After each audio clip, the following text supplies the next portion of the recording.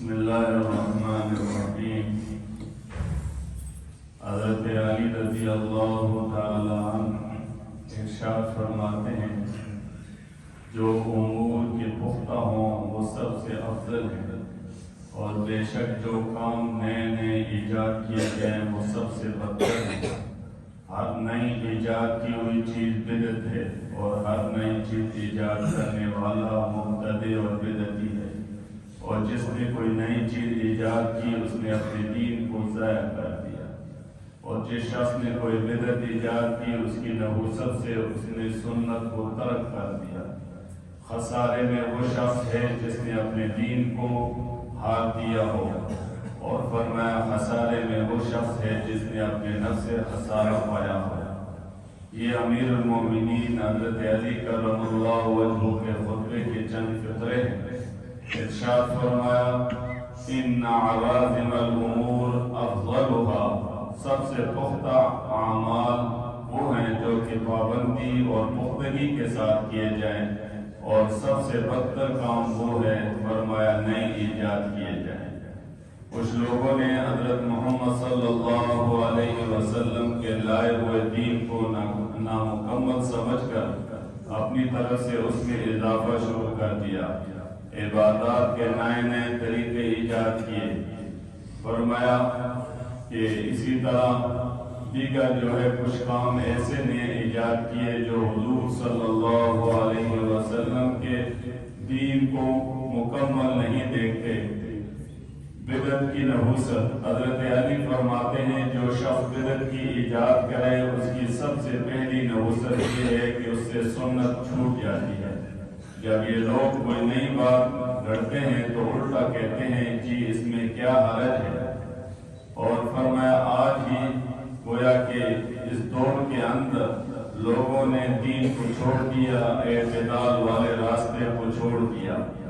فرمایا کہ تم اپنے اس رسم و رواج کو فرمایا کہ اگر دین سمجھو گے اور قرآن اور حدیث اور فرمایا کہ اتباع دین کو چھوڑ دو گے تو اس ضرورت میں تم راستے سے بھٹک جاؤ گے۔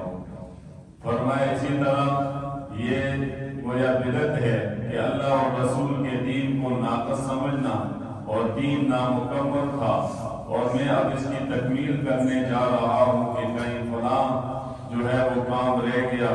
تمہیں شیطان نے ان چیزوں میں الجھا دیا اور گویا مسجدیں ویران ہو گئی، قرآن کریم کبھی تم نے کھول کر نہیں دیکھا۔ مسلمانوں کا ماضی اور حال، ایک وقت تھا کہ مسلمانوں کا بچہ بچہ مسجد میں حاضری دیتا تھا اور رسول اللہ صلی اللہ علیہ وسلم کی تعلیمات پر عمل کرنے والا ہوتا تھا۔ ہر چھوٹا بڑا قرآن کریم کی تلاوت کرنے والا تھا، ہر چھوٹا بڑا ذکر اور اذکار کا پابند تھا۔ صبح کی دعائیں، شام کی دعائیں، نماز کے بعد کی دعائیں، مسجد میں داخل ہونے کی دعا، نکلنے کی دعا، گھر میں دسترخوان پر بیٹھنے کی دعائیں فرمایا نوک زبان پر ہوتی تھی۔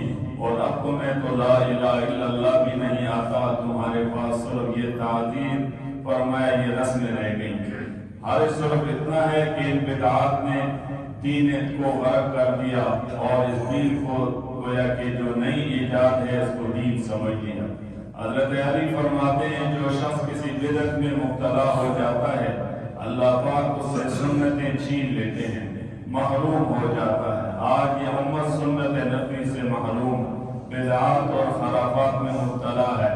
اور فرمایا اس پر ایک حدیث جو مشکوٰۃ شریف میں ہے، جس قوم نے کوئی بدعت ایجاد کی اس سے اس کی مثل ایک سنت اٹھا لی جائے گی۔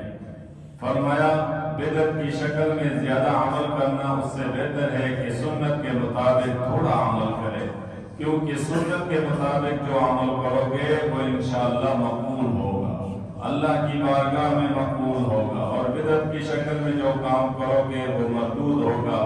فرماتے ہیں خسارے میں اور ہارنے والا ہے وہ شخص جس نے اپنے نفس کو ہرا دیا، اور خسارہ اٹھانے والا وہ ہے جس نے اپنے دین کا خسارہ اٹھا لیا ہو۔ نفس کو ہار دیا یہ جواری جو ہوتے ہیں، اور بعض مرتبہ فرمایا کہ انسان اپنی خواہشات پر جب لگ جاتا ہے تو اس صورت میں نفس جیت جاتا ہے اور انسان ہار جاتا ہے۔ تو یہ حضرت علی کرم اللہ وجہ کے وہ ملفوظات تھے جو آپ نے اپنے خطبے میں ارشاد فرمائے۔ اللہ تبارک و تعالی ہمیں صحیح دین کی سمجھ نصیب فرما دے اور سمجھنے کے بعد اس کے مطابق ہمیں عمل کرنے کی توفیق نصیب فرما دے۔ الحمدللہ رب العالمین۔